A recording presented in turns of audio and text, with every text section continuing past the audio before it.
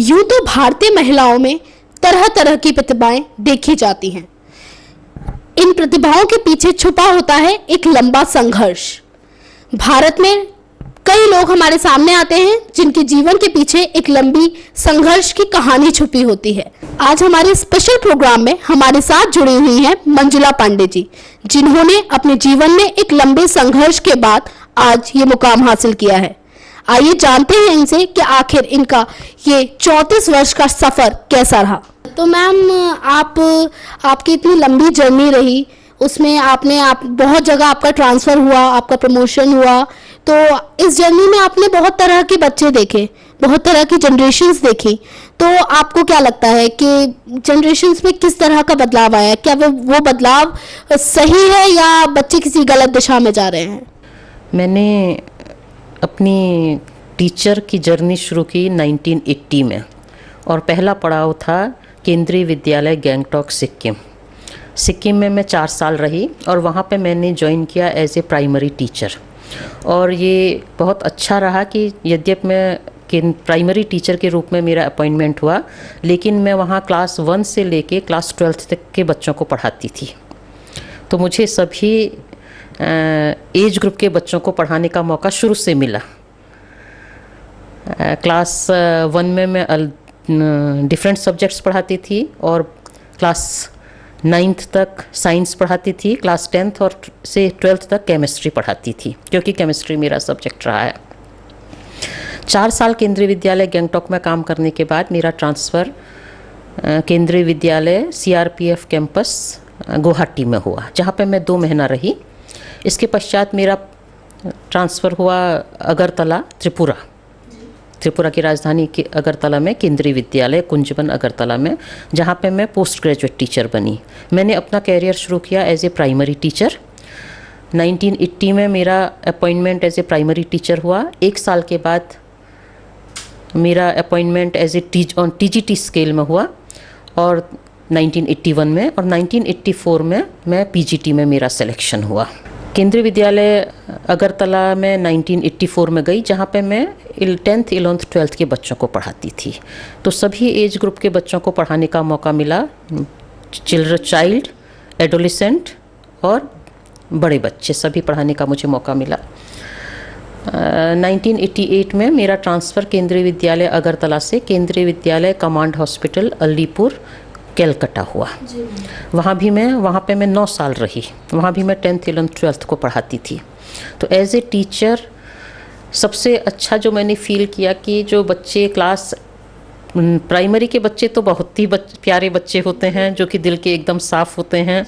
वास्तव में जो भगवान बच्चों के अंदर होता है, वो उन्हीं में भगवान का रूप दिखाई देता है, प्राइमरी के बच्चों में।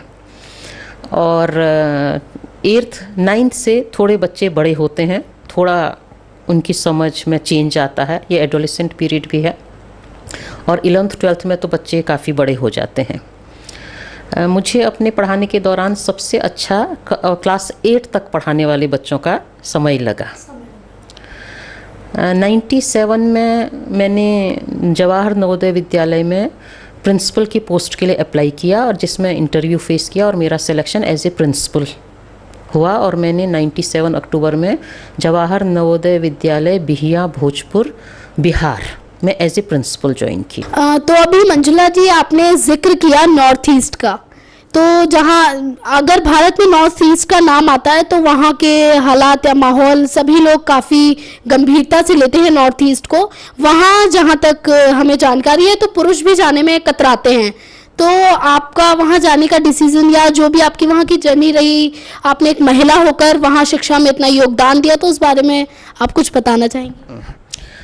1984 में मैं अगरतला गई, और आज से 30 वर्ष पहले उस समय अगरतला में जाने में जो मेरा अनुभव था, सबको बहुत आश्चर्य हुआ कि एक यंग लड़की यहाँ पे टीचर बन के आई है और हमारे बच्चों को पढ़ाएगी। तो वहाँ के जो जितने भी गार्जियंस थे वो मुझसे मिले और कहे कि मैडम आप यहाँ रहिएगा, क्योंकि आप हमारे बच्चों को यहाँ पढ़ाने आई हैं, यहाँ कोई टिकते नहीं हैं, लोग आते नहीं हैं, और आपको जो भी सुविधा जैसे रहने के लिए मकान वगैरह की होगी, हम आपको उस सब में हेल्प करेंगे। क्योंकि आप हमारे बच्चों को यहाँ पढ़ाने आई हैं।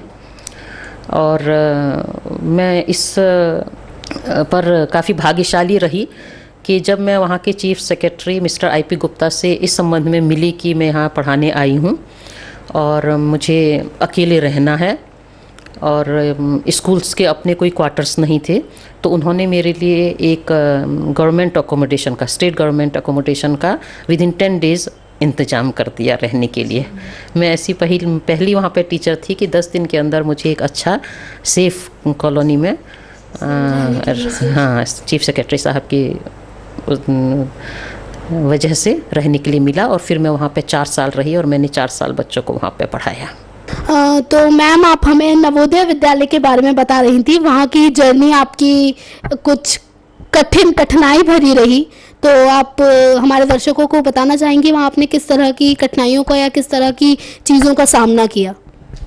केंद्रीय विद्यालय में मेरा 17 साल का अनुभव उस समय तक हो गया था, जिसके बाद मैं नवोदय विद्यालय में on deputation as a principal गई। मेरी पहली posting as a principal on deputation Jawahar Navodaya Vidyalaya Bihiya Bhojpur district Bhojpur में हुई।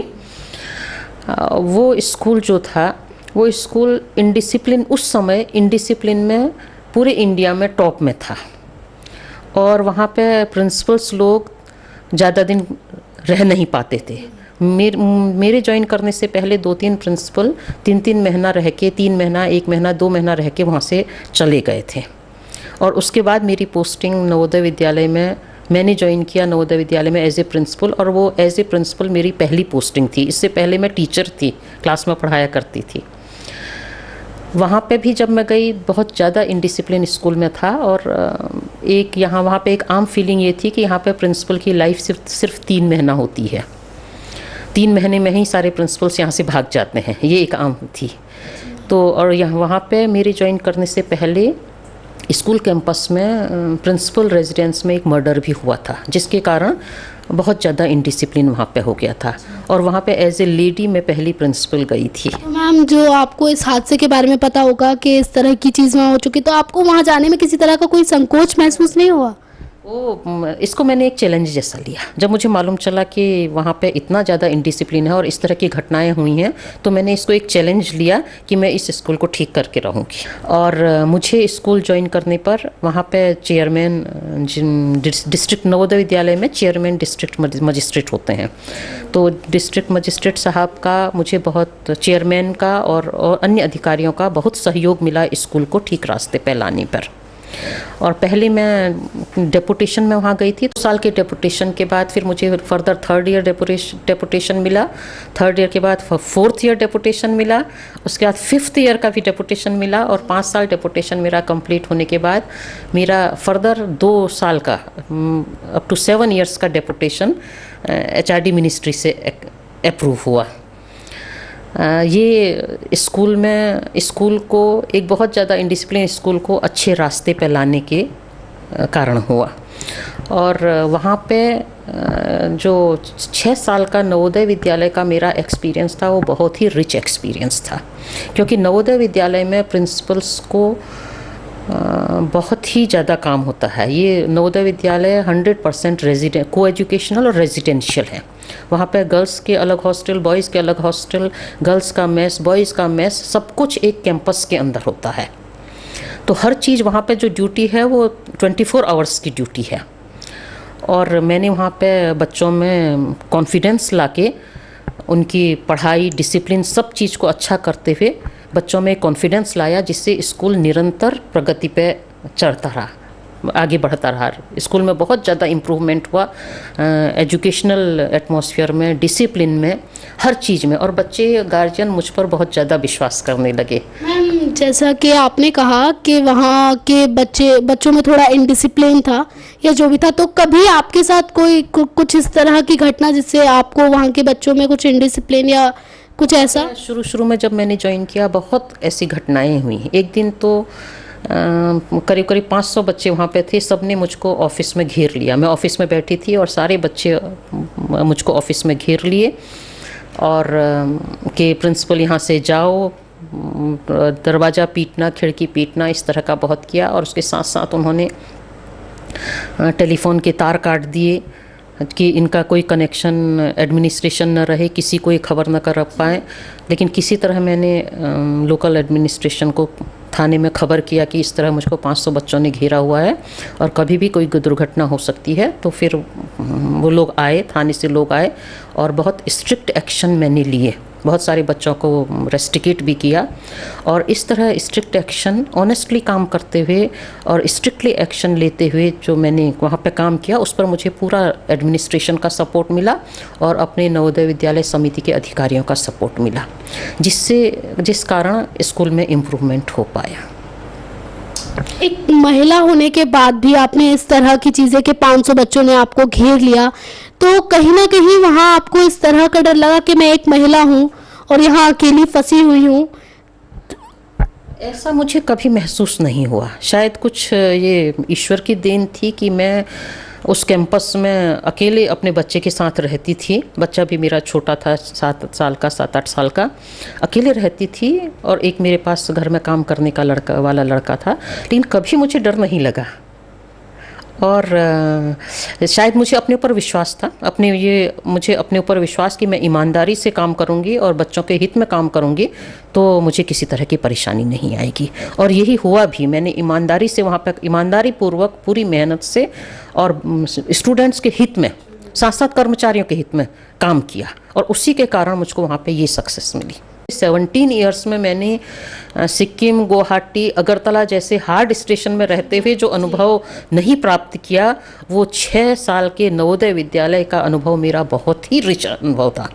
और उस अनुभव के आधार पर ही मैं जो 6 साल के बाद बनारस हिंदू यूनिवर्सिटी के सेंट्रल हिंदू गर्ल्स स्कूल में प्रधानाचार्य बनी, उस स्कूल को मैंने अच्छे से चलाया 14 साल तक, 11 साल तक। तो मैम, आपने भारत के तमाम हिस्सों में शिक्षा दी, तो आपने सभी बच्चों में किस तरह की समानताएं देखी? मैंने सिक्किम में काम किया, गुवाहाटी काम किया, नॉर्थ ईस्ट काम किया। उसके बाद मैं बिहार में देखा। उसके बाद मैं बनारस में आई, जो कि एक सांस्कृतिक नगरी है। शिक्षा के लिए बहुत ज़्यादा प्रसिद्ध और सांस्कृतिक नगरी है। बच्चे तो सब जगह बच्चे हैं, जो मैंने महसूस किया, बच्चे तो सब जगह बच्चे हैं, लेकिन जो अब समय के साथ बच्चों में परिवर्तन हो रहा है वो मुझे ज़रूर दिखाई दिया। जैसे अभी बच्चे टेक्निकली बहुत ज़्यादा साउंड हैं, बच्चों को नॉलेज बहुत ज़्यादा है, बच्चों को एक्सपोजर बहुत है, जो पहले ये चीज़ें में कमी थी जिन। मैम, आपको क्या लगता है टेक्निकली जो चीज़ें आ रही हैं उनसे बच्चों में सुधार आ रहा है या कहीं ना कहीं वो बच्चों के लिए ही नुकसानदेह साबित हो रही हैं? अगर बच्चे उसका उपयोग ठीक ढंग से कर रहे हैं तो वास्तव में वो बच्चों के हित में है। जहाँ उसका उपयोग ठीक ढंग से नहीं हो रहा, वो उनके लिए नुकसानदायक है।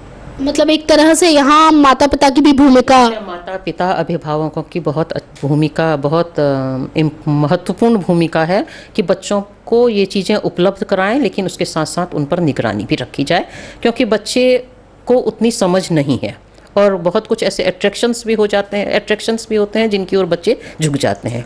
इसलिए माता पिता और अभिभावकों का उन पर कंट्रोल बहुत ज़रूरी है। तो मैम, नवोदय विद्यालय के बाद आपका बीएचयू के स्कूल का सफ़र कैसा रहा? नवोदय विद्यालय के बाद बीएचयू का स्कूल का सफ़र बहुत अच्छा रहा, क्योंकि मैं अपने को बहुत भाग्यशाली मानती हूँ कि मालवीय जी की बगिया में मुझे काम करने का मौका मिला। और आपको जान के आश्चर्य होगा कि जो सेंट्रल हिंदू गर्ल्स स्कूल है वो डॉक्टर एनी बेसेंट ने 1904 में, उस समय की सिचुएशन में 1904 में उन्होंने लड़कियों के लिए वो स्कूल की स्थापना की थी और उस स्कूल में मुझको काम करने का मौका मिला। इसके लिए मैं अपने को बहुत भाग्यशाली समझती हूँ। यद्यपि BHU central Hindu girls school में ज्वाइन करने के बाद मेरे प्रमोशंस के अवसर एकदम बंद हो गए। मैं केंद्रीय विद्यालय या नवोदय विद्यालय में रहती तो वहाँ पे इन 11 सालों में मुझको 2-3 प्रमोशन मिल चुका होता, लेकिन यहाँ पे कोई प्रमोशन की गुंजाइश नहीं थी। लेकिन तब मैं अपने को भाग्यशाली समझती हूँ कि मुझे मदन मोहन मालवीय जी के और डॉक्टर एनी बेसेंट द्वारा स्थापित पूर्वांचल के एक बहुत प्रसिद्ध विद्यालय में प्रधानाचार्य का काम करने का मौका मिला और यहाँ भी मैंने पूरी ईमानदारी से काम किया। इस स्कूल में मेरे ज्वाइन करने से पहले 11 वर्ष तक कोई परमानेंट प्रिंसिपल नहीं था। 92 में परमानेंट प्रिंसिपल रिटायर की थी और उसके बाद मैंने 2003 में ज्वाइन किया। इन 11 सालों में वहाँ पे सीनियर टीचर्स इंचार्ज प्रिंसिपल रह के स्कूल को चलाती थी, और एज ए परमानेंट प्रिंसिपल 11 वर्ष के बाद मैंने ज्वाइन किया।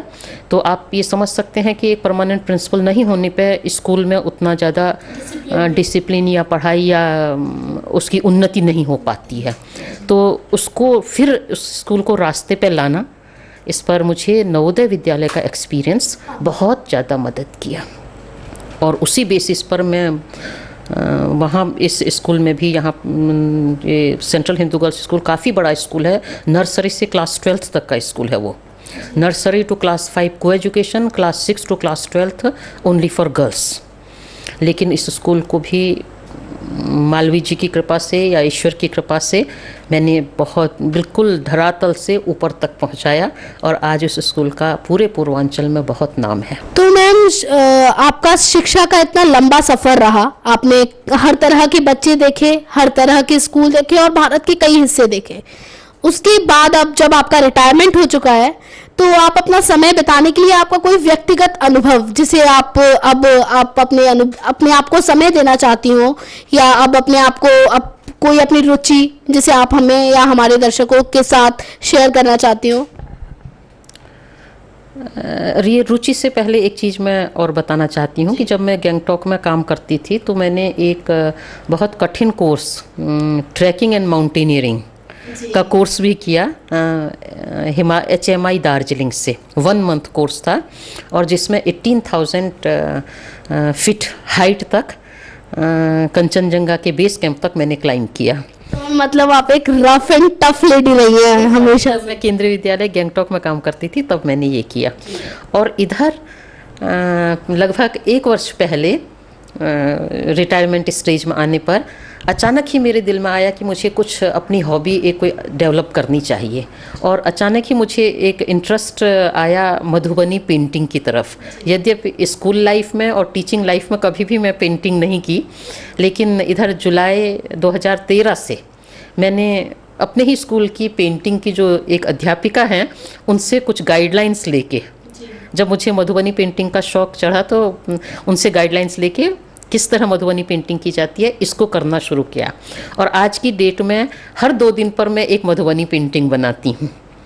और इस बीच मैंने एक एग्जीबिशन भी अपनी लगाई मधुबनी पेंटिंग्स की, और ये जो मेरा शौक़ अभी डेवलप हुआ है ये मुझे बहुत ज़्यादा अच्छा लग रहा है, और इससे मुझे लगता है कि मेरा जो रिटायरमेंट लाइफ है बहुत अच्छे से, बहुत आराम से बीतेगी, और एक अच्छा जो कंस्ट्रक्टिव वर्क है वो भी हो रहा है। और मुझे उम्मीद है कि निकट भविष्य में मैं अपनी एक पुनः दूसरी एग्जीबिशन पेंटिंग्स की लगाऊंगी, क्योंकि इतनी सारी पेंटिंग्स मेरी बन चुकी हैं।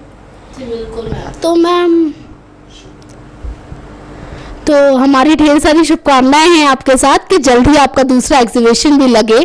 मैम, मैं आपसे जानना चाहूँगी कि जैसे कि आज शिक्षा को लेकर काफ़ी चीज़ें बदलाव करने के बारे में सोचा जा रहा है, तो आप क्या चाहती हैं? आपका इतना लंबा एक्सपीरियंस रहा सिर्फ शिक्षा के ही क्षेत्र में, तो आप क्या चाहती हैं किस तरह के बदलाव किए जाएं जो विद्यार्थियों के हित में हो?